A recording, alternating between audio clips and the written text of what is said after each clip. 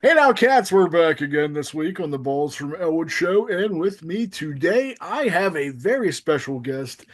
If you know Balls, you know I am a huge fan of this dude. I've wanted to talk to him for a very long time. He is a jack of all trades. I mean, I'm gonna get winded just telling you all the fucking great shit this guy does. He's a musician, he's a composer, he's a production manager, he's a music supervisor, he's a fellow lover of Troma like myself. Is there Mhm. anything this motherfucker can't do? I don't think so. But the man, the myth, the motherfucking legend, the great John Brennan. How you doing, Hey, dude? what's up? Thank you so much for having me here, Dude, balls. dude, oh my gosh, dude. The pleasure is mine, man. I got so much I want to get to, but before we delve into one of the main things I'd really like to discuss tonight, which is your awareness. You don't even know how I'm touched, and I'm sure every horror lover is touched of the awareness you're spreading of trying to save the Monroeville Mall, which we've talked about, Oh, in some capacity via instant message, and it's become such a it's become such a full circle thing here, and it's really in the hearts of in the minds of a lot of horror fans. But I mean, I don't want to get right into that, but I'm really looking forward to talking about that, especially after your the article in Fango, dude. That's got to feel yeah. good, huh? Oh my goodness. I used to subscribe as a kid, so when I got in there, because of Mr. Phil Noble Jr., that it's a great experience, but also for a good cause. And yeah, we'll get into it later. Some people have given me slight grief over it because it's like, can't you fight for something that matters in the world instead of a dying mole? But I'm like, Matters. Oh my God, dude. Oh, I think it I matters, I'll be man. honest with you. Me and I know a lot. There's a lot of people and friends, man. We're really taking this hard, man. Like this is killing history. Like as far as I'm concerned. But I'll rant about that later because I'm Yeah, sure yeah, yeah. that's going to be a whole kashaw for sure. But I actually wanted to learn a little bit about you, man. Mm. where are you from? Where did you grow up? What kind of kid were you? Oh my God, that's a lot of stuff. Because what I'm kind of kid shot out of a I cannon could talk tonight, to you. man. I'm excited to have Yeah, I this can talk go. to you for 10, 20 hours about my childhood, and then I'll open up all the Let me get my wounds. notepad and you can lay down and I'll make some notes here. As a kid, I was very imaginative, and I had a lot of time to play with those, like, little Star Wars toys and GI Joes. And what I used to do is just make up epic stories for those figurines. So it wouldn't just be like, oh, Luke Skywalker's Luke Skywalker. I would make up a whole new character, and he's, this one, he's that one. So I would do things like, play Freddy Krueger, this and that and the other thing with the Star Wars toys. So it was always like a story going on in my living room or in my mind with the figurines that I used to have. My mother gives me grief sometimes. She's like, "Oh, you were a little boy who asked for a Barbie doll." But the reason why I asked for a Barbie was because I had an Indiana Jones doll that was the size of a Barbie, and I wanted him to have a girlfriend to go on adventures with, and the Barbie was the same size. So I'm like, she's blonde like Willie from Temple of Doom, so get me a goddamn Barbie. Yeah, man. Indiana Jones got to get some trim sometimes. I know, even if it is plastic. I mean, Yeah, I give mean, him a little. short round ain't gonna cut it. I mean, Well, hey, she did say sometimes she would find the clothes not on the doll, so I was having love scenes. They would fade to black usually before they got too hot and heavy, but you know they what were though, man? having some loves. I think everybody did that. I used to have a buddy, and man, I hope he doesn't figure out who it is. And I'm saying this on here, but he used to actually go and get his sisters and then take all her Barbie's clothes off just because he was, curious. But I think everybody Sure. did shit like that before, man. So I mean, But then the curiosity, that's even more confusing because you get this flat plastic surface and you're like, wait a second, what the fuck is this? There's supposed to be something there. At least I know, something. man. I would always get bummed out because I'd be like, why does Ken have a bigger dick than I do? Yeah, kind of depressing. But That's super depressing, man. well, We're getting dark already. let me ask you, man. What age did you develop a passion for, making music and acting? Like, was that something that you've always kind of strived to do growing up, or was there like a defining moment where you're like, hey, I think I want to do this? Or Well, so it wasn't necessarily like as a kid I said I want to do this for a living, but I did have a few benchmarks as a kid I got the lead in the play in kindergarten. We did The King and I was the king. No way. And yeah, and I watched the Yul Brynner version over and over and over again because I wanted to do a good job and I wanted to be like Yul Brynner. So I bought a bald cap. Like I mean, I didn't buy it. I asked my mother, "Can I be bald like him?" And she's like, "Yeah." So she would get me a bald cap. She helped me out. She gave me like this great costume of like red sequins thing. So that was a big deal because I really took my role serious and I wanted to be as good as Yul Brynner. So, and then it's funny, it's like I grew up in Brooklyn, so in the kindergarten version, I had multiracial children as far as the eye could see. It was like I had every race of children.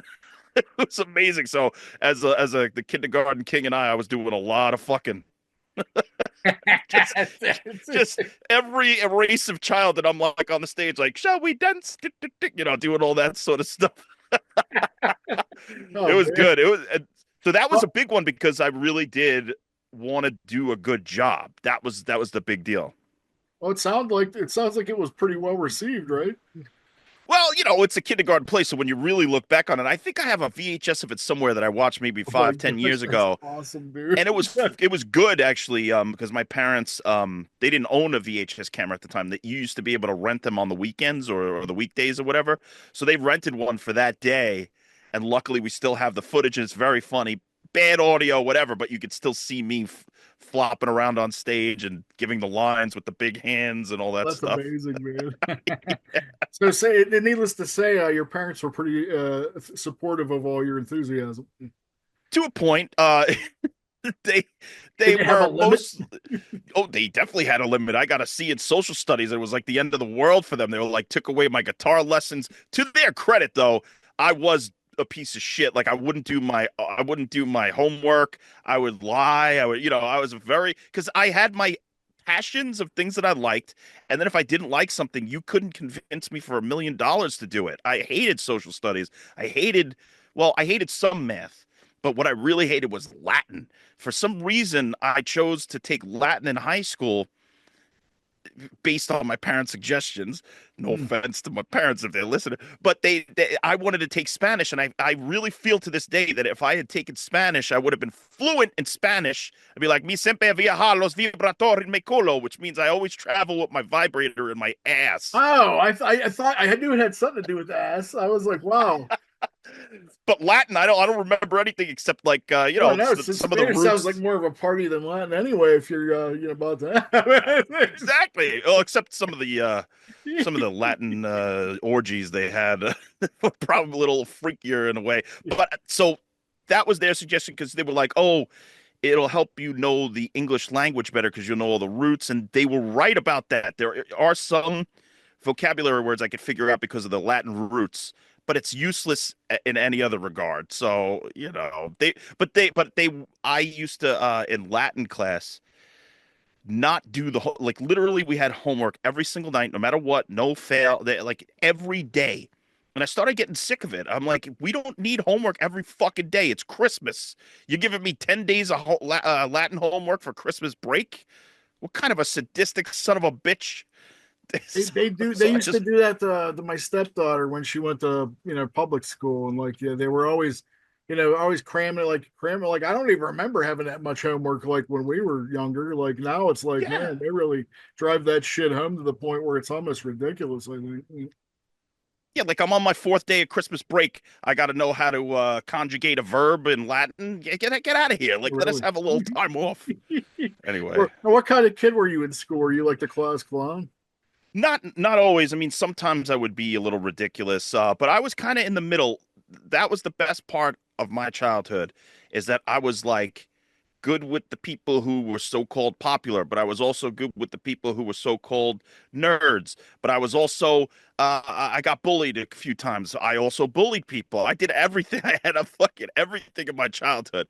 The guy who I bullied deserved it in a way, but then I went too far and I kicked him in the shin, and I felt really bad about it because he came into school and he was new, but he came in and he loved Rocky and the Karate Kid, but in an aggressive way where he starts going like this to people and like fighting.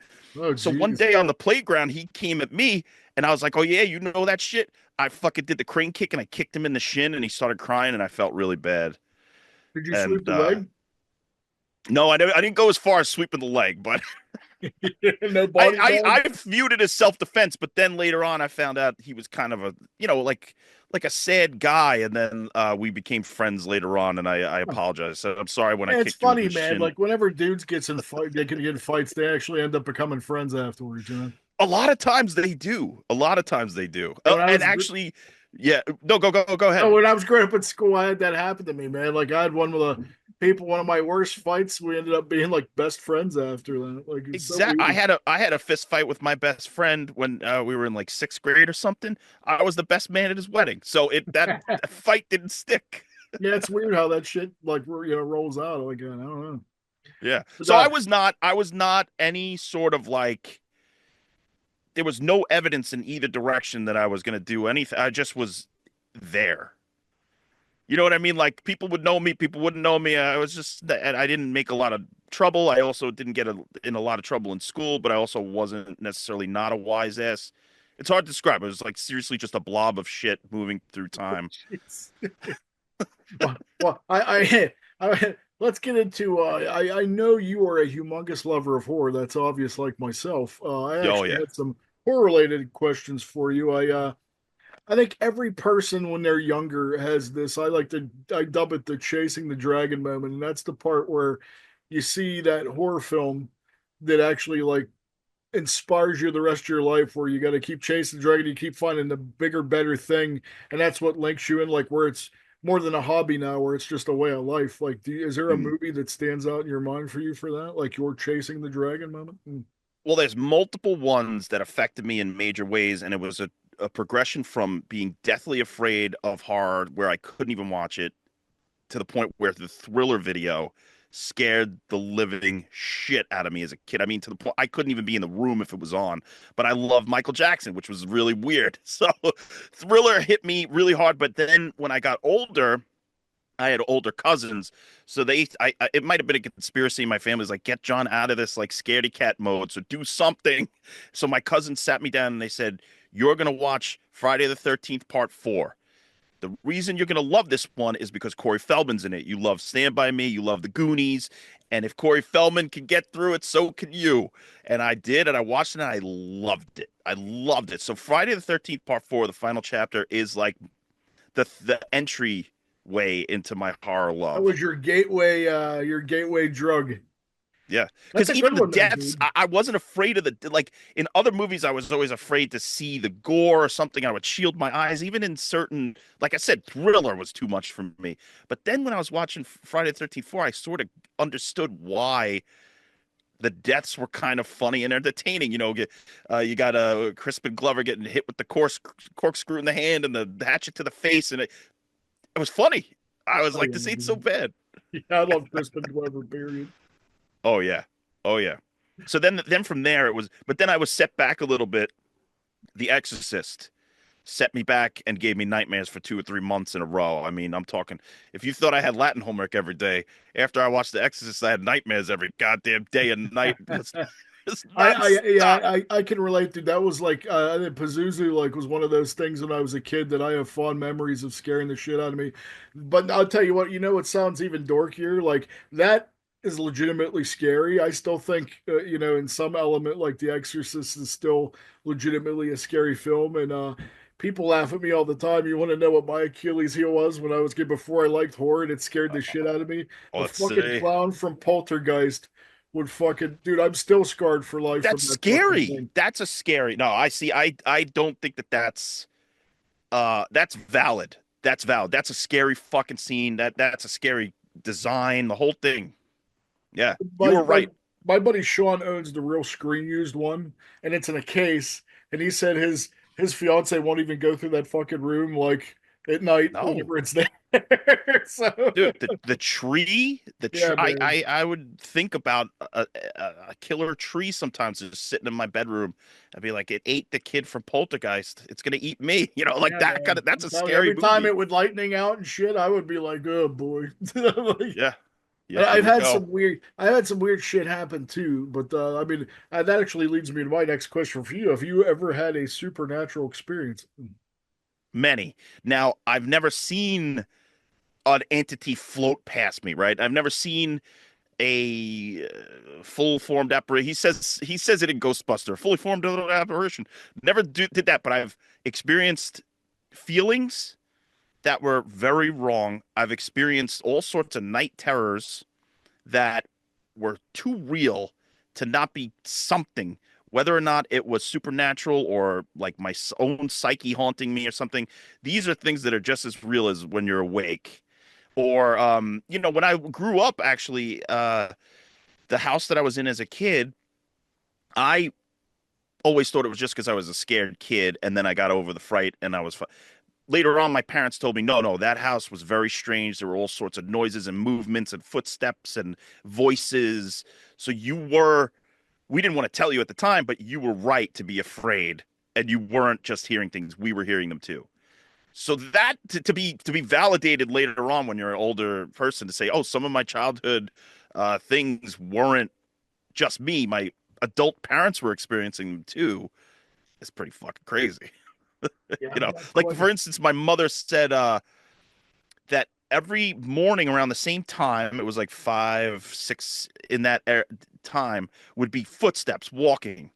And at first she thought it was the kids. Then she would check and see it wasn't us. My father was still sleeping.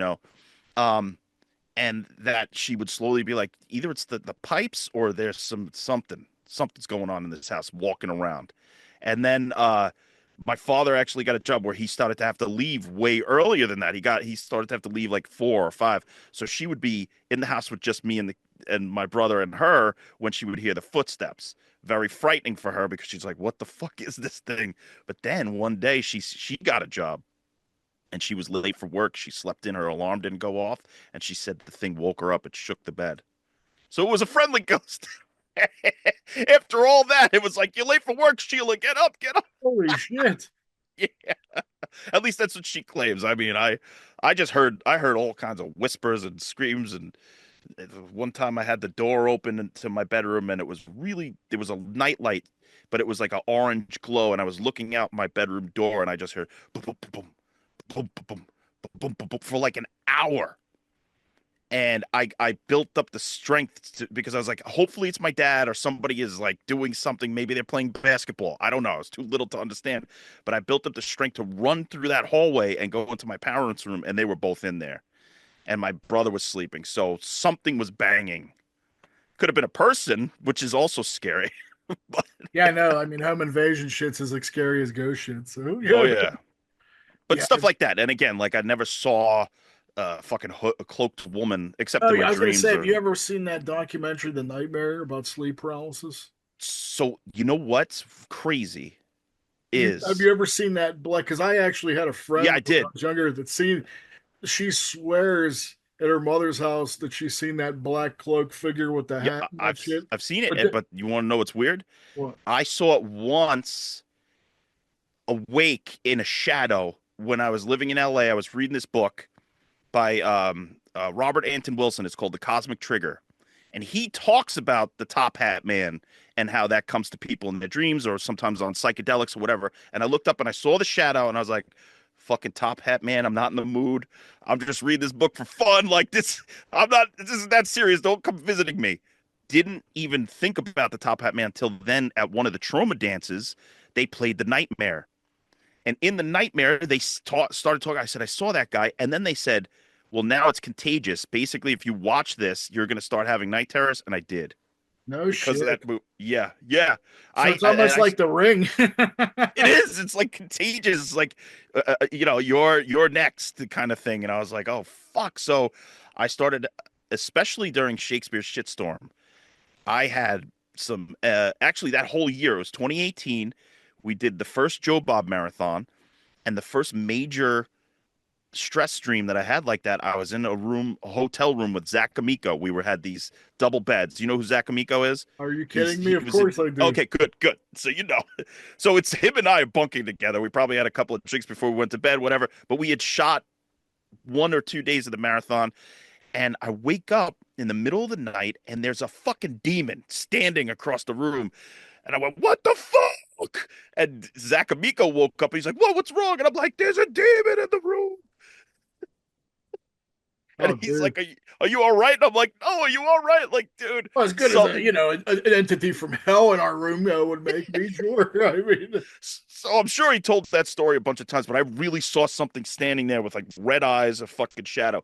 And then I just was really stressed at the time, producing a Troma movie, also doing production work for The Last Drive-In. It was just a very stressful time. I saw Lloyd Kaufman a couple of months later floating above my bed as an old woman. He was draped like the Banshee. You know how the Banshee has the white sheet, and it was just his face. He was like, "Ah!" And I sat up and I went, "Fuck you, bitch!" And then it went away. that would have been a wet dream to me. Yeah, some people would have loved it, but I was seeing him every day dressed as Snow White or whatever he was dressed as. It was a crazy. He was a drag half of that movie, so I must have seen him in the dream with the. Oh, it was crazy. What do you consider the most overused trope in horror? Oh, there's a lot. Um, Let me think about that because I was actually thinking about this the other day, and the overused trope. There's so many. Um, Is there one I that don't bothers like. you like the most? Yeah, I don't like. Recently I haven't really liked possession movies. Okay, here's one. Like obviously it's hard to do. You can't like I said, The Exorcist scared the fuck out of me forever. Um so I haven't really seen a possession movie that did it right. But I did watch. Did you see the Glenn Close movie, The Deliverance? Oh, is that the one with the gnat where she's like, "I can smell your nappy pussy"? Yeah, yeah, I Yes. see. Yeah, I see. So for instance, that movie done well, sorry, done by a decent director. He's done stuff that was good in the past, but this movie just didn't click in any way. So I feel like that whole movie, that whole thing is a trope, like the Russell Crowe possession movie. All these possession movies, they don't really get me there. So I think that is like the possessed young girl going, "I'll suck your dick for money," that kind of I shit. mean, Like, back when The Exorcist did it, it was revolutionary and shocking, and yeah. I feel the same way. I seem like it's so oversaturated now and been so overdone that whenever those lines get delivered from anyone else other than Linda Blair, like they come off as like ridiculous, like they're funny, Although not the even shocking Conjuring anymore, you know? the Conjuring movies did them okay, Well, actually. yeah, that's different. Like, I mean, those were But actually they well had that done. scene with Lily Taylor or whatever, and that was a good possession scene. But it was because it wasn't the whole movie. It was that was the climax. So it was like, oh, now we're in a possession. Okay, I could get with this for 5 minutes. But when it's a whole thing, and you just know the movie's gonna end in somebody being strapped to the bed and saying bad things like Glenn Close, I could smell your nappy pussy. Yeah. Although that was awesome because Glenn, they had a ball on set that day. Oh, that you could. That, I think that was probably more fun for them than the audience. But I have And to then say, like The Exorcist Believer, yeah, horrible. I was gonna say that, dude. Even if you go back to like, remember they did the Schrader cut of Yeah. the two movies. Dude, when I went to the theater to see that, people were openly laughing like it was more of a comedy than like a horror film. And I'm like looking around and I'm like, and I mean they had some really bad dialogue too. Like I do Yeah. agree. I think that is a trope that I think needs to either go. The only other movie other than The Exorcist, and I mean I know people seem to really dig possession movies, but like you said though, like they're a dime a dozen. They're actually cheesy. There's only a good guy. I think the only other one that's really done well is Exorcism Emily Rose. I think That's a good one that's with a the really body contortion that's and how stuff. it should Yeah, be that was done. Like I like that. yeah. What was the one with? Was it the last Exorcism? The one with Cotton. It was produced by Eli Roth. He was like he was the preacher and he was the con artist, and then he ended up really being there where there was a real demon. Yeah, isn't that with Jennifer? Which one has Jennifer Carpenter in it? The one from That's Dexter. Emily Rose. Emily Rose. That one's good. Then the other one is good too. Yeah, Not as good those as Emily yeah, Rose. those two I think are pretty cool. Like, but Yeah. I, Emily I Rose also I think liked is the modern like Wreck. Exorcist. Oh, dude, Wreck. Oh, I like all the Wrecks to be honest with you. that is possession I could get with because you don't really necessarily know. Well, sorry, spoilers, everybody. If you haven't seen Wreck, I just fucked it up Oh, for you. anybody watching my channel, surely, if you haven't seen Wreck, shame on you. You deserve to have it spoiled. Yeah, but that does it because it's not as obvious. And then when it gets to what it is, then it's awesome. Like Dude, that's that a last that's 10 almost a minutes is some twist. of the most like tense shit you can even see in a fucking movie, dude. I remember when I first seen Yep. that ending, it just affected me. Like I love Spanish horror to begin with. Like was that Juan Balaguero? Is that who does that? I He's don't remember the director's name offhand, yeah, he's done a but lot of it cool. He did Sleep Tight too. Did you ever see Sleep Tight? no, which one's that? There's this lady. She's in an apartment building, and then there's this creepy fucker that goes in and pretty much goes in and just watches people while they sleep. Oh, it's freaky, Shit, dude. man. Yeah.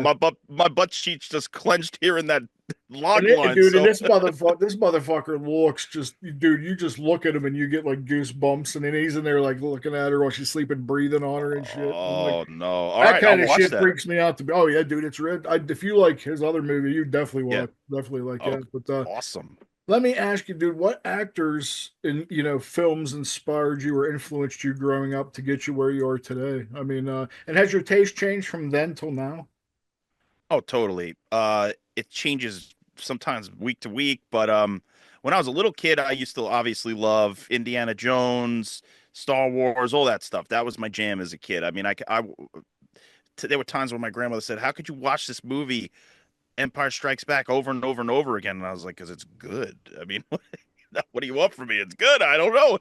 But I think it's just because I wanted to go on those adventures. I wanted to be, not necessarily just Han Solo, but as John Brennan, wanted to go and be in those ships and see what I would do if I would be heroic and all that sort of stuff. And then as I became a teenager, I started really getting into comedy. Comedy was it. I sort of fell off on horror movies for a while, and I would watch Fast Times at Ridgemont High, Dumb and Dumber, Ace Ventura, all that sort of stuff. And then through film school, I started to be more adventurous and actually watch movies with subtitles. I started to get into Kurosawa. Blew my mind when I started getting into Kurosawa. I mean, Throne of Blood was one of the greatest experiences I ever had watching a movie because I said, I can't believe all these years I've been avoiding watching movies with subtitles, and this is like so good. So that sort of stuff. And then I just started digging into older cinema. I started even watching silent films. I mean, the Lon Chaney movie, The Unknown, is one of the greatest horror movies I've ever seen, directed by Todd Browning, and also Yeah, I Joan did Crawford's in Freaks. it. Yeah, the guy who did Freaks. I mean, if you can't get into silent movies, try this one. It's maybe 70 minutes, 80 minutes long. It's not that long, but it's one of the greatest stories I've ever seen in cinema. So that that's what film school brought to me. It didn't really teach me how to be good at producing or making a movie necessarily, but the film watching side, the film theory side, expanded my horizons to now where I'll wildly careen through genres in a single day. I'll watch a shot on video shit movie, go on to a Fellini, and then come back to a Robert Redford. It's like I just go all over the place. Hey, dude, But I'm a I do get cinephile into myself, grooves. man. I always favor horror, but I'm just in love with film. Like if it's good, I don't care what genre it is, I'll appreciate it. But like my heart will always lie with horror and Troma first. But after like I'll watch anything that's good. Like we just watched was it the movie with Bill Murray and Naomi Watts with the dog the other night? That was Oh, I actually heard that's pretty good. it It's is, dude. But did I you, gotta say, man, don't if you want to be if you want to if you're not afraid to cry, like yeah, definitely watch that one. okay.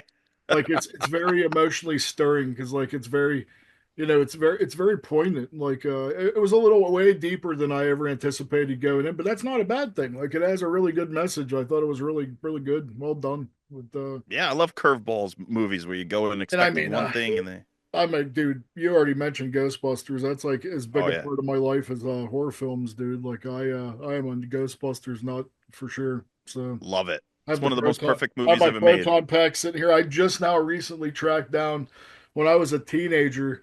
I got this board game, and it was like the coolest thing to me because it was like a 3D. I don't know if you remember. It was a 3D board game where you actually built the haunted house on the actual board.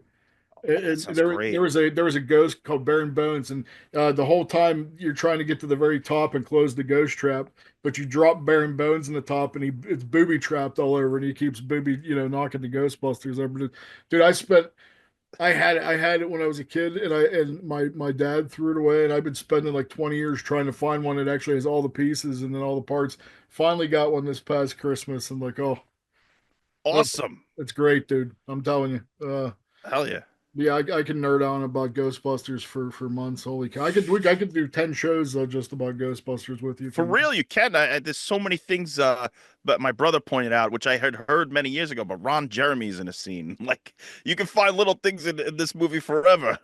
Yeah, I know. Then there's the guy that looks like Rob Zombie, even though that's not timeline accurate. But yeah, did you see all the stuff they cut out of Frozen Empire? Man, I wish they would have left a lot of that stuff in there. Hmm. You know, I thought Frozen Empire was half good, half bad, but in the weirdest way I've ever seen in a movie, where from scene to scene, it's like this amazing scene, and then the next scene is such a bad scene, in my opinion. And I don't know what it was, but I think it's filmmaking by committee. There was probably a director and a writer who had a vision, and then so many people noted them to death, and it just became a mess. Yeah, because I So, mean, if you watch pretty much all the stuff that they cut for time, it was things that would have made the movie a little more well-rounded and more fleshed see? out. Like, I mean, I do agree, man. I really definitely think the studio interference really kind of kept it from being all it could have been. Plus, the only thing I thought, I mean, I'll be honest with you, I kind of was like, I liked it when I first seen it, but the Yeah. more I watch it, it gets better. But like the only thing is like it leads up and like and there was stuff they showed you in the trailer. That's one of my biggest pet peeves. Like whenever they show you really cool shit in the trailer and then it just disappears whenever you see the Aha. movie. I hate Yeah. that. And then they made it this build up, this humongous build up to the end. Spoiler alert again. And the Garaka, he's gonna take over. He's gonna break open the thing. He's gonna use all the ghosts. And then when it happened, it was just kind of like so anticlimactic. It was like okay. Yeah, but Yeah. yeah, like, It was weird. It was, but it was like you could see that there was a good movie buried yeah, inside of it. I think the good outweighs the bad. I Yeah. really liked Afterlife though. I thought that was pretty great. That's a movie that makes me cry at the end, like a little bitch with a skin knee for sure. I mean, yeah, it's like Hell yeah. I mean, Barry, I mean, my wife will come in. She's like, I'll be sitting here sobbing, and she's like, "Really, you're watching Afterlife again?" Right? I Like, used to cry like that to Lucas. You remember Corey Haim's oh Lucas? yeah, oh dude, that's a movie. That's a sad movie, man. That movie, I haven't seen it in maybe 10, 15 years, but as a kid, anytime the end happened and they all cheering Lucas, and I started bawling. I get it, dude. I totally get it. Yeah. Well, let me ask you, what's the easiest and what's the most challenging thing when you're actually when you're writing music, or if you say you got a role, like what's the easiest and most challenging thing about those things? So for music, the easiest thing is just, or the most fun I'll say, is just coming up with it and writing it. And when I'm alone, nobody judges it. It's the best. The hardest is when you are working with people and you need to collaborate with them, and sometimes you get advice or input that you don't necessarily think is right. And but when you're collaborating with people, you have to do something. So a lot of times I try to do what I heard. I don't know I read this about, but or heard this from, but it's like the note behind the note. So there's a way to like figure out how I still like it and also get their input in there. So it's very difficult, but my favorite thing is just like, especially with music. Music comes to me very easily. I'll be sitting here and I'll just be like, hand and then all of a sudden I'm making a new song. I have like 300 tracks that I have never released, which I will be releasing at a certain point. It's been for this big project that I want to do where uh, I wanted to drop like 20 albums in one day, but I don't think I'm going to do that at this point. But I'm probably going to drop like a podcast series where I put out 5, 6, 7 songs per episode, Ooh. and do that for a year or so and see if people like it. But that's I love making music, but I love doing it alone. Now that's the problem is I have gotten so used to my workflow being alone that I don't really know anything about studio recording at all. I mean, I couldn't even tell you where to start in the studio. I could tell you how to start on GarageBand, Logic, how to get a great home recording system set up, and I could tell you how to get pretty decent sounds out of that. But I never graduated from the level of home recording to professional recording, which hasn't really deterred me though, because I got a job and I was able to make 50 plus songs for the last drive-in. So I was doing something right, but I always feel like there's this lo-fi sheen over all my stuff that if I had gotten into a real studio, maybe it would have been better received, or I would have looked back more fondly on some of the songs. You know what I'm saying? But there was just no budget for that. If you could pick one thing out of your mind thus far that you're the most proud of in your career, what do you think it would be? Ooh, geez, Louise, uh, you know what I'll say? And this is so cheesy. This is so cheesy. But I really believe this for all artists is perseverance. Okay. I didn't have a backup plan, and that's stupid. I should have had some sort of a backup plan. And I went into this whole thing wholeheartedly, right? I jumped in and I didn't have any, not just a backup plan. I didn't really have a plan. I didn't know where I was going. I've changed things that I've wanted to do many times. I wanted to be a screenwriter. I wanted to do this, that, the other thing. But I think that the fact that I stuck with it, I didn't give up. There were many times I was going to go back, and the best job I ever had was a janitor. I was going to go back and be a janitor multiple times, and I just didn't. So I feel that for me is perseverance. Like any aspiring artist out there, I think if you go on a long enough timeline, you'll find success. Hmm. Like, don't let people tell you that you suck or whatever. I've had so many people tell me that my shit sucks, but I was able to make a living after a while. So I think perseverance is what I'm proudest of. I wanted to ask you, man, what's your favorite role that you have played so far? Was it Shitstorm?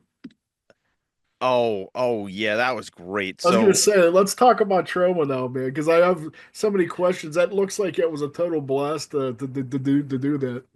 yeah, that was fun. I had two roles in that movie. One was like an announcer, which was very simple, but the one that I loved was On the bicycle. on the bicycle going to the hallway that looks like The Shining, and then all of a sudden it cuts and the doors That's open and the shit that's pours in. great. That was really cool. I mean, that was an idea early on by a filmmaker named Drew Bolduc. He had the idea. He was like, "You guys should add a scene where the elevator's open and its shit just pours out." Instead And of so blood. him and I got together way early, like months before the movie even was started shooting, and we did just a test with little furniture, like doll furniture. We made the hallway and all that stuff. And the first it's all practical. None of that's CG. That's all actual shit that we poured down this like fake hallway and stuff. And the first one was it didn't work. We didn't have enough shit. We didn't have enough force. So then when we finally got the production office for the movie, we had a backyard and everything, so we were able to do it with a bigger, just a bigger area to prepare and all that stuff. And we did it, and it's what you see is in the movie. Well, it looks amazing. That's actually a really good looking scene. That's fun. That was really fun to do, and yeah, that was a great role. But it was just so simple because actually there's a behind the scenes coming out called "Brown is the Warmest Color," Yeah, I and can't wait, as man. I can't wait for that Blu-ray. oh yeah, so as you know, Brown Ray, Troma, I should say. it's the Brown Ray for sure. So as you know, Troma always does like a full length behind the Documentary. scenes that'll be a companion piece to the movie. This one's that. And so it was actually on the hardest night of filming. There was just all this turmoil going on. There was arguments happening. It's in the movie. It's like arguments between the DP and the special effects guy and the Lloyd and the this and that. And so me and Pat Kaufman was like, "You want to just go in the other room and shoot that Shining scene?" And I was like, "Great!" So me and Pat Kaufman, who's Lloyd's wife and who was producing that movie, The we went and commissioner. we shot B-roll to excuse ourselves from the drama, and we got a great shot. She was directing. We brought the B cam operator with us, and we got this whole beautiful thing. It was great. It was Yeah, great to man. Well, escape. it was like that on the set of Power of Positive Murder too. Everybody was it was crazy, and everybody was Yeah, but I mean, that was one of the best times of my life. It was so much Oh, it must fun. have been fun. So the thing about Shitstorm was there was actually, at least Debbie Rochon said, she was like, "This is the least amount of drama I've ever seen, especially from Lloyd on a Troma movie." It was like almost no arguments. I mean, there was differences and things were taking a long time and stuff, but it was like Lloyd was very calm, and Debbie Rochon thinks it was because Lloyd was in drag about 80% of the time. That had something to do with it. Even when he wasn't supposed to be in a scene, he'd be in drag directing in the That's so funny. Oh my gosh, that he was a dress. hoot. He was a Yeah. hoot there, man. Is there anything that you wouldn't do, in a movie role? Is there anything that's too much? Oh yeah, there's thousands of things I wouldn't do. I don't even want to take my shirt off because like people are so fucking mean to people nowadays, Oh, especially dude, online. don't even get me started. If I told you, Yeah. dude, I actually I've had people go, man, like I tell them like some of the shit that I went through, and they're like, you should write a book, and I'm like, well, yeah, that would be great, but I don't think anybody would believe it. It's true. Like, I mean, you know what I Yeah. mean? Yeah. No, but people are mean and not just mean to people they know, like online, they are taking snapshots from movies like um even that Disney girl, even though she was kind of insufferable, that meme that has come out about her where they like put all the The mentally whole, handicapped. Yeah, yeah, that whole thing. I yeah, mean, dude. that girl, what if she like seriously starts to have a complex?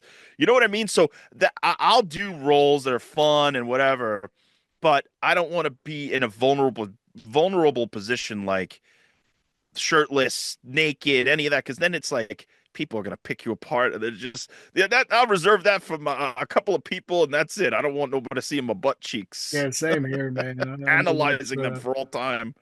You know. it's just that's just that thing, like I don't people are just, yeah, I mean, I have to say, man, people have generally just gotten more meaner spirited over the years. They were pretty bad when I was younger, but man, it seems like everybody's just kind of that way now. So I don't Oh, know. this is what I think about humanity. And this isn't anything against people who actually do this for a living and are good at it. But one of the worst things to come along for regular people, not for comedians, is roast humor.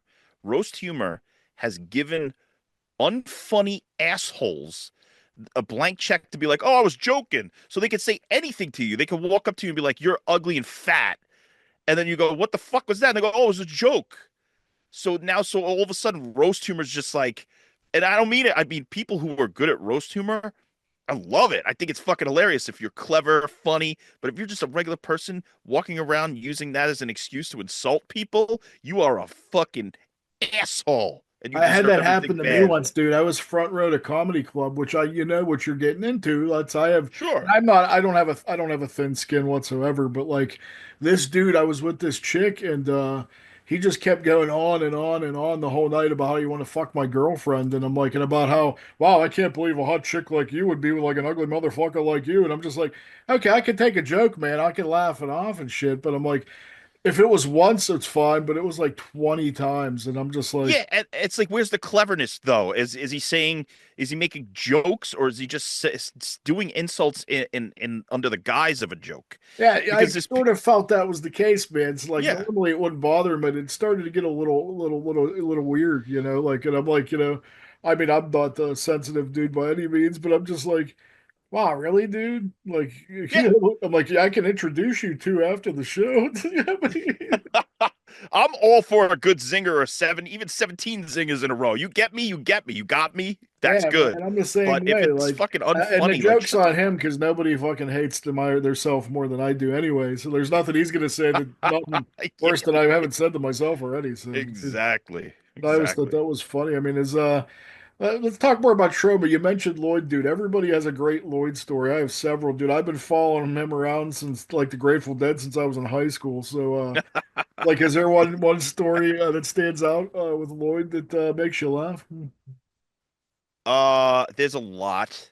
I've told one repeatedly on podcasts, so I'm going to tell you a different one now. Oh, good. This is sort of like insider baseball. This isn't like blatantly hilarious, but to me, it was one of the most bizarre. situations I had ever been in a work situation. Because okay, so I, before Troma, I didn't really have a lot of experience with like meetings and all that stuff. I had always had jobs where it was like, okay, you have to go do your job, you go do it. If you don't do it, you'll get yelled at, whatever. But it wasn't like sit down and talk for an hour with different people, that kind of a job. I never really had that until Troma. So one day, and I actually don't even remember what this meeting was about, but this guy came into Troma and he had been basically harassing. Well, I won't say harassing, but he was like nonstop. Like, I want to have a meeting with Lloyd and Michael. I want to have a meeting with Lloyd and Michael. I want to have a meeting with Lloyd and Michael. And Lloyd and Michael just didn't want to take this meeting because they knew that they didn't want what this guy was selling. But the guy was so consistent in his like hammering. Harassment.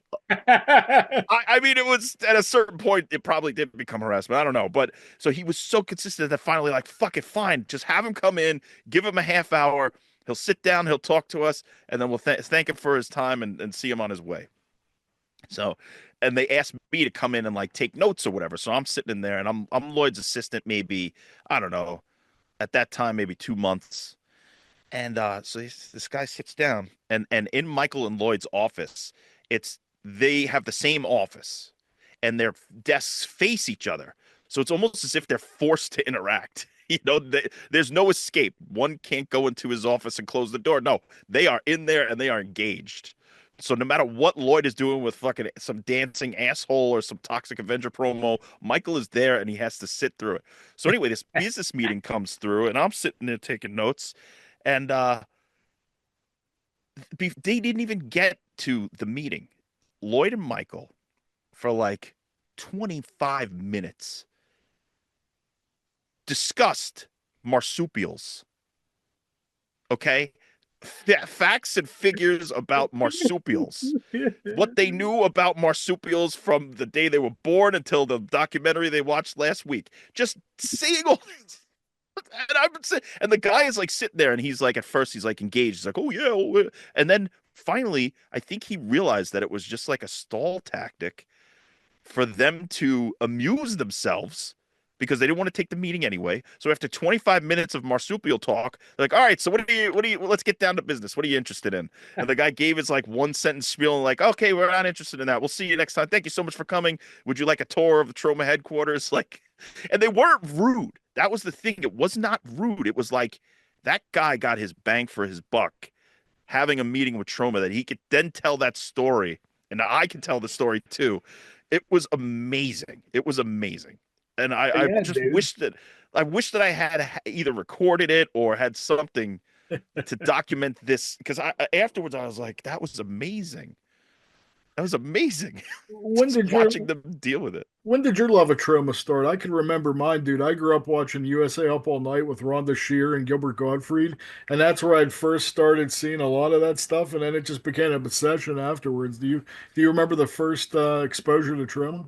100%. That it was like there was life before Troma, and then there was life after Troma. The first, Oh yeah.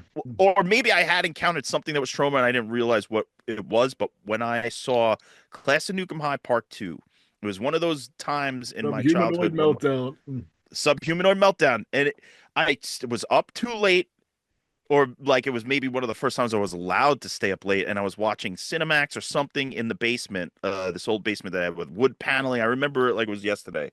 And this movie started, and it was like unlike anything I had ever seen, because it was a cartoon, but it was also filthy, and it was also funny. It was also outrageous. It also was gross. It had sexy things in it, but it also had repulsive things. It ended with a mutant squirrel that became a kaiju. I had never Yeah. seen. I was like, what the fuck Was is it this? Tromy the nuclear squirrel? Yes. So I must have been, I don't know, 9, 10, 11, in that range somewhere. And it just hit so perfectly to the point where I was like, what is Troma? Because I remember the name Troma. So I went to the video store, and that's when I was allowed to rent the Toxic Avenger 2 and 3. That had just recently come out, or maybe was like still a big rental.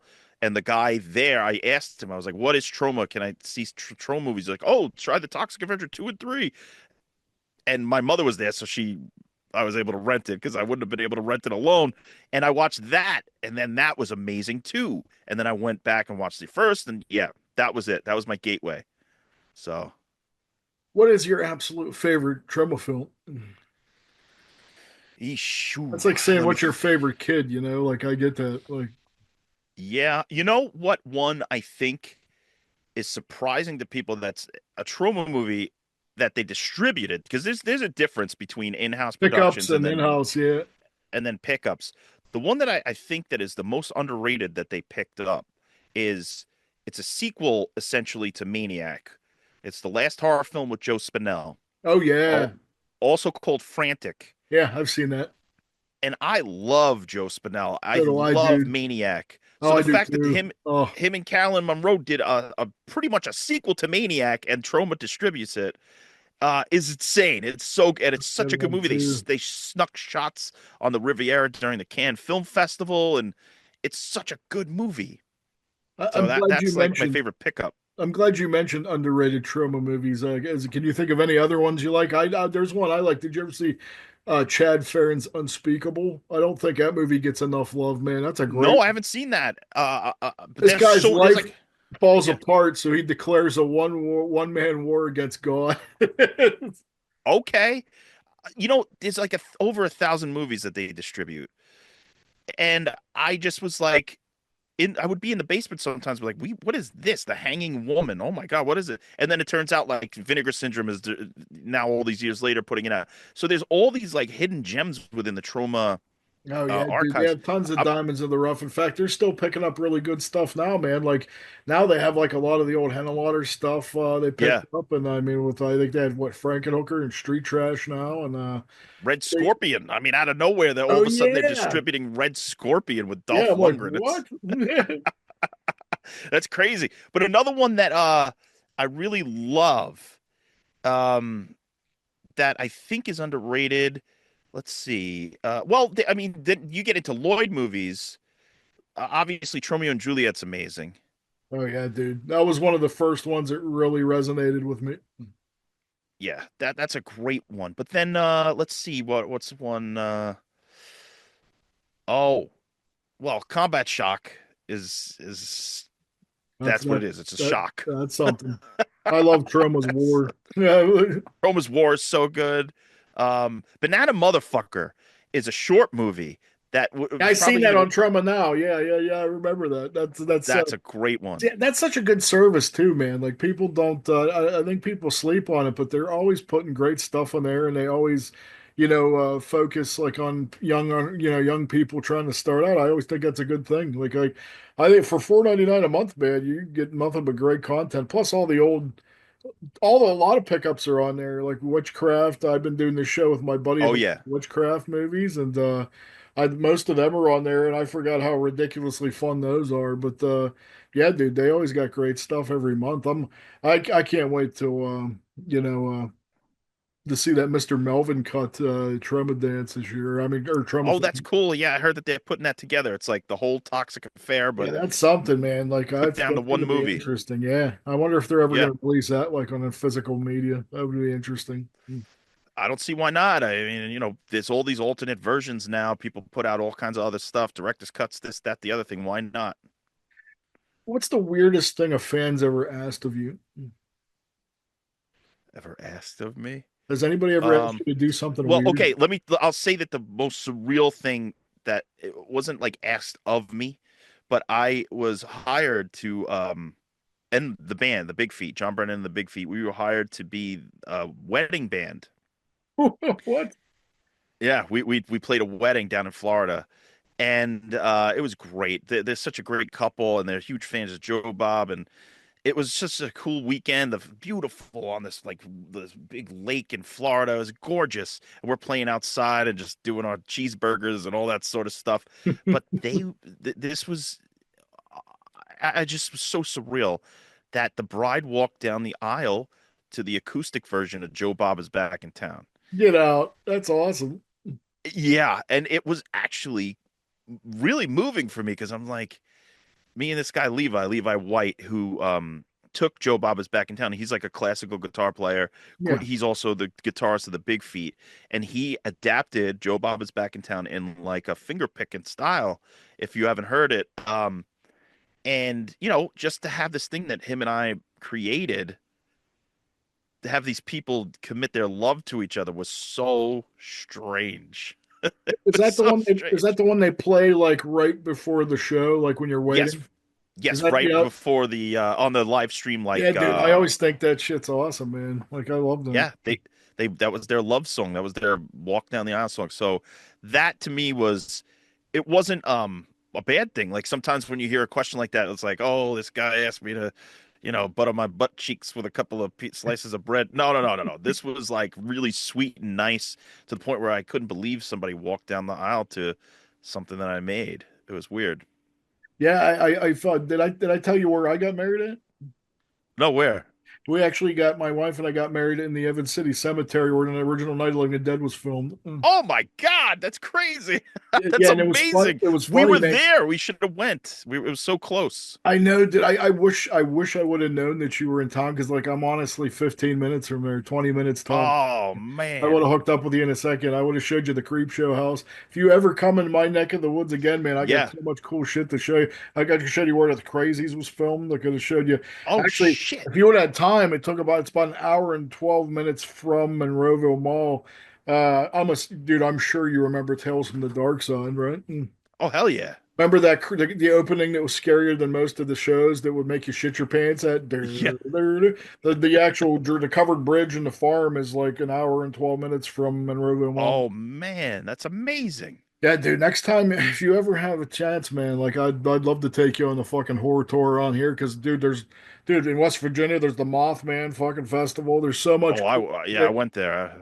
But that actually transitions nicely into the important thing that you're doing right now, raising awareness to save our history, our beloved Monroeville Mall is by the corporate elites that it's in trouble, and like I don't want to see it. I don't want to see part of you know Pittsburgh's history go to shit, man. And like it's really admirable what you're doing. Like that was another thing. It made me really want to not only thank you, but I just help in any way. Like, I mean, what can we do to try to save them all, man? It seems like you're trying, you're raising awareness. You did the article in fucking Fango, dude. That's like a dream come Yeah. true. I mean, shit, we grew up reading that stuff. You just to see your name in print is amazing. I bet. Like, that had to be a bucket list item. I mean, Yeah, it was super amazing because it was okay. It really didn't it happened in an organic way. It was like I wasn't going there to know about even that the mall was closing. I went there with my girlfriend. Her birthday, we decided, okay, we're gonna spend it on a road trip. So we went to Atlantic City, we went to Baltimore, and then we swung up to Pittsburgh because there's a lot of cool stuff in Pittsburgh. Andy Warhol Museum, the Monroeville Mall, the Big Mac Museum, oh yeah, which isn't really a museum. It's just a McDonald's with a couple of pictures in it, but it was still cool. But we went to the Monroeville Mall and the Living Dead Museum in there. And I met Dave Spookyhead from Twitter or X or whatever it is now. And he knew me from the last drive-in, so we got to talking, and he started to reveal that the Monroeville Mall is possibly on the way out because Walmart bought the mall.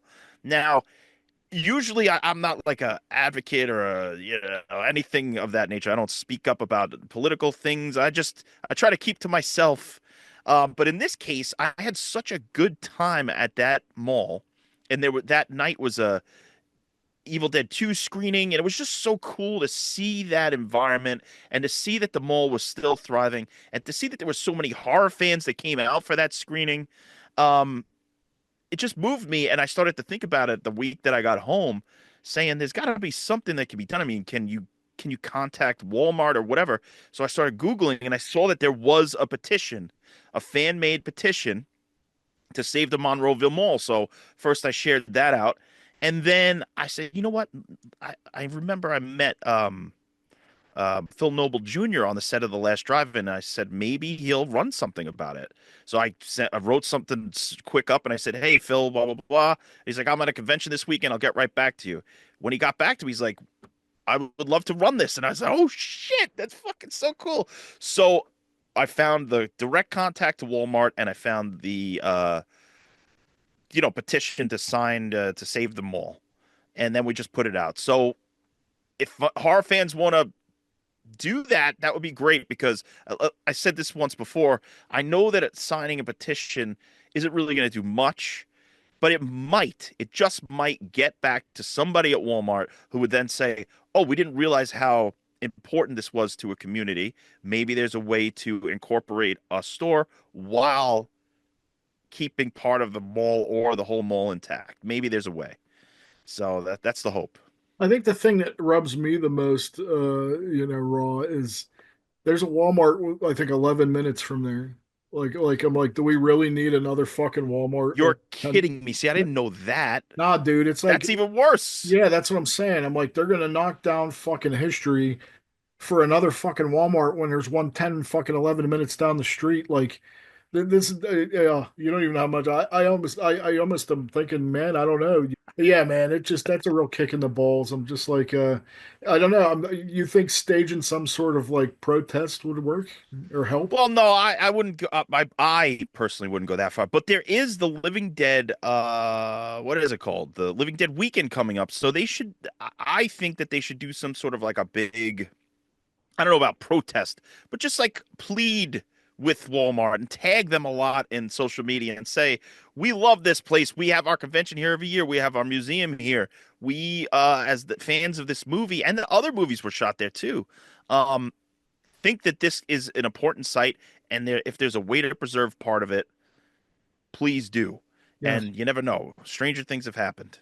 Uh, So, but I wouldn't go marching on Walmart or nothing like that. It's not that important. I mean, it's important. Don't get me wrong, but there's a lot of other important things we should be protesting in this day and age. yeah, let's not get me started. We could do another 45 million shows on that one. Oh, geez. Exactly. But there Ugh. is enough noise on social media probably could do the trick or at least get it into somebody's view so that they could say, "Oh, maybe this is something to consider." Yeah, I think so we strongly encourage people to do just that, and hopefully we won't see, history go down the drain. But Yeah. Because I I loved it. I had such a great time seeing it. I had such a great time going there, and was you able to we were get your list. picture with the bust of Romero? Because I always Yeah, think we got the it's really bust of cool. Romero. We Yeah, got it's so cool, man. the different hallways they sent us down to say, "Oh, the food court used to be the ice skating rink," and all that Yep. stuff. Even it's just so cool, and yeah, we loved it. And on the way there and on the way out, we played the soundtrack from the movie. It was just a great time. Nice. Yeah. If they ever did a biopic on you, who would you want to play you? Oh, Jesus Christ. That would be Oh an man. interesting choice. Oh, well, you know what? And I think that this would be interesting is if it wasn't exactly a biopic, but it was like a take my life and make a strange film out of it, Hmm. but exaggerate it to like the nth degree. And so there's an actor that people have told me I look like many times. His name is Donald Loge. You Hmm. know this guy? He I do used to not. do the MTV. Um, he was like the cab driver in MTV. He used to do those Oh, promos. Yeah, okay. yeah. Hold on, I'm looking him up. But I Donald Loach. Now, I don't think that I look exactly like him, but there is a similarity. It would be awesome as if he played an exaggerated version of me in something, or my brother. Him and I play brothers, and we like do something nuts. I don't know, dude. I could sort of, yeah, I could Yeah, no, see I it see it. I'm not a saying I little bit. don't look like him, but I think that he's such a great actor. Actually, he's been in a lot of stuff. A great character actor. So if there was anybody who was going to look similar to me, and it might be an insult to him to be compared to me. I don't know, but I think he's a great actor, and I think that he would be an interesting choice to play an exaggerated version of me in something like if they turn my life into an action film or something. Yeah, I would like the like it would I'd liken it to like the did you see the Weird Al documentary where like the whole Yes, thing was made up? Something like that. That would be great, dude. I could see Like if that for my sure. time at Troma, but the monsters were actually real and killing people, and I have to stop it. Like, Yeah, yeah, very like breaking the fourth window. That would yeah, that'd be cool, dude. That yeah, almost sounds like that something you should do, man. you never know. You never know. I do have plans that if I ever do write a memoir, I have the sections. I know which section of that this chapter will be. I because my life has been very strangely organized in that there's distinct eras. They don't even like blend into each other. They just like stop. Hmm. So I have these really big stops and starts and stops and starts. So it like kind of could write itself if I ever get down to it. So it's good. It's a good structure. Thank you, God, or whatever creation, whoever created this whole thing for giving me the starts and stops. If I ever write my life story, it's all there. The structure's there. Has your work ever been a detriment in, in relationships with people? Does it ever like become a stumbling block, whether it be like a, significant other or friends? Does it make things difficult? Because I mean, Yes, you're a creator and absolutely. you're probably you're constantly on. So like, I mean, is that how do you like, forge through that? Hmm. That's a very interesting question. There's many ways because being an aspiring artist, it sometimes gets too personal when, because like I don't know, say I was working as like a banker or something, I wouldn't give a fuck about the outcome other than the fact that I do a good job, I go home, I sleep at night, pay me. But when I contribute things that I really feel strongly about, like art or things that come out of my subconscious or my emotional states, it's hard to be in a collaborative environment when people's egos and things get in the way. I'll say that much, right? It's like I just want to do a good job, get my voice out there, and make some money. But there's a lot of people in the world who want to stop you from doing that for whatever fucking reason, whether it's jealousy, whether it's maybe you're shining too bright for them. Maybe they don't believe that your stuff is very good, or whatever the reasons might be. It's very hard to deal with certain personalities in this industry because I do think that some of the worst people get into this. There's no mistake as to why people say there's so many fucking degenerates. Because even on the lowest rung of this industry that I've dealt with, I Mhm. have met some of the worst people I have ever experienced. Ever. Devils. If you thought Linda Blair was a demon, I've dealt with demons, really. Like fucking people who are just evil, plain and simple. So, and I don't mean that in like, I mean that in a metaphorical way. I don't really mean that they were actual demons. But that's difficult because I just want to do cool shit and have fun. And you have It's people that fun. put up constant roadblocks because of ego. You're making too much money. Oh, I should make the more money. All that fucking shit. I don't get it. I don't get it. I don't either, man, because like I'm always my buddy Wheels and I talk about this a lot, and we're always genuinely happy for people that we like care about that's being Yeah. doing things and having success like that makes me happy because they're happy and like that makes me happy because like they're doing what they want to do and it that I'm like that you should be proud, you shouldn't be like resentful or hateful, like so yeah I'll never I've been privy to it myself, man. It's surprising Yeah. because you really think you kind of know people, and then once they kind of like show you their true colors, it's kind of it's kind of a It's moot point insane. at that I've point. had So people who are family members turn. I've had people yeah, who are same dude, supposed best friends, same. supposed Oh, dude, supposed after allies. it seems like after pandemic, everybody just went fucking insane. Well, that's a bigger conversation. I definitely agree with that. But I think it's a very strange industry because it's all about how special you are, right? If you're an artist, you get into this, you obviously, not just, I mean, you in general as the artist, feel that you have something to offer. I felt like I had something to offer because I'm sitting here and I'm always writing these songs, and whether or not people like, 99% of them, that 1% might hit. And I just want to get that out there because it's inside of me and it comes to me without me even thinking about it. Like I just do it. Yeah, But there are people out there that want to thwart that or suppress that, and not just me in general. Like That's why there's so much fucking hate for every goddamn movie that comes out. It's like a hate campaign. There's going to be a whole section of people who just hate, hate, hate, hate, hate, hate, hate. Yeah, dude, And sometimes we're at a time where people hate the shit before it's even out. Like before it's even before out, you, and it's just because either they're bored, jealous, or they have fucking, like bad taste. yeah, And pretty we much. just have to deal with that. It sucks. It sucks. That's why I try my damnedest not to read any comments, but they always slip through every once in a while. I'll go through and be like, oh, like for instance, I just did a theme song for Zach Amico's to give him a plug, Zach Amico's Morning Zoo. Oh, nice, I dude. did it. Awesome. Yeah, I did his theme song, and him and I loved it. And then there was a lot of people in the comments who loved it, but there is all these other people who come out and say this is the worst intro in podcasting, and it's like, really? That's the worst that you've ever heard in podcasting of all time? Like, come on, motherfucker! It's a good Yeah. song, in I my mean, opinion. it's I'm at the point, dude, where nothing even moves my noodle anymore. You know, it's like, yeah, it's almost if you just kind of expect it, yeah, it doesn't really Yeah. hurt anymore. You know. Well, there's this guy, Gary Vaynerchuk, right? I don't know if that's exactly how you say his name.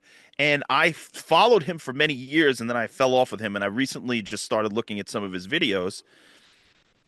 He says that, like, if somebody comes at you online and is so, like, spitting so much hate and stuff, you should actually pity that person because Yeah, it's more empathetic now, like because it's you kind should of be more empathetic towards really, that person. Now, I'm not yeah, saying that I'm going to be like, oh, I forgive you for saying that my fucking, my song yeah, sucks or dude. whatever. I have a very bad time with forgiving, but I could certainly Yeah, I could certainly still have empathy with people while still telling them to go fuck themselves. So I mean, right. But I get it because I sit here and I go, earlier I said the Exorcist Believer sucked, right?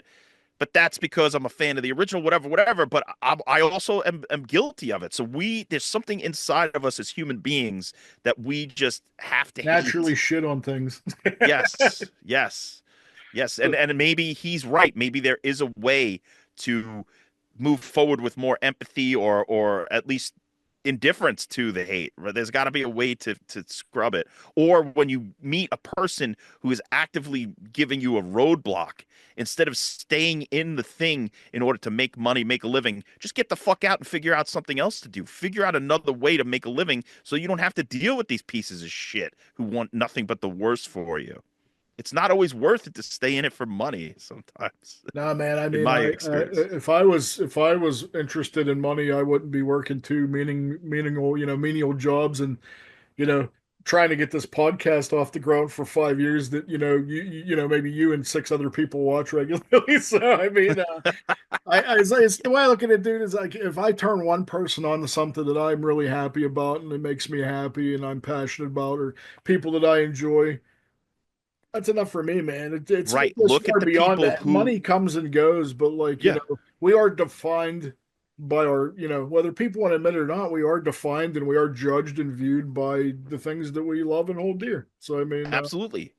And made a good point is a lot of times we focus on the people that hate us more than we focus on the people that love us and support us. So flip that shit and start to realize even if you have only 15, 20 dedicated fans, that those 15, 20 dedicated fans have other people who are like them in the world that you could slowly bring into your fold. I think that that's the lesson. You got to look at those people and not the fucking angry assholes who won't even think of you 3 minutes after they put up the angry comment. yeah, I mean, dude, I can't think of a better place to close. I mean, that's just, I normally end with asking people about like, interesting or inspirational things, but I think the last 5 minutes of what we talk about, I think is a probably the biggest lesson people could take away from this. And I think That's an inspiration. To it's a, fuck the haters and love the yeah, lovers. fuck the Yeah. haters, love the lovers. You heard it here from my man, John Brennan. Thank you so much, sir. Thank you for dropping by. And thanks for doing the show, man. I've always been a big fan of yours. I will continue to be. And where we can check you out on, we can check you out on what? Instagram. You're on Instagram. You're on Yeah, Facebook. I'm pretty much on all the stuff at Bad Techno, on all the social medias, and then you can check out Yuki and John's podcast buffet and Yuki and John's Patreon buffet. That's the big thing that we're doing now while other That's a long-term great projects are podcast. People percolating. definitely got to check that out. He's hysterical too, man. But He's the funniest piece of shit I ever met. Thank you so much, bro. I appreciate you being on the show. I love you, man. Peace and love. And hey, come back. Well, maybe we could come back and give an update on the Monroeville Mall here soon, and hopefully we Yeah, can. cool. But thank you, man. Have a great night. Peace and love, sir. And don't be a stranger. Let's come back and do this again sometime soon. Absolutely. I John, have a appreciate you great night, having me on. man. Thank you. I appreciate you, man. The pleasure was mine, man. Thank you so much.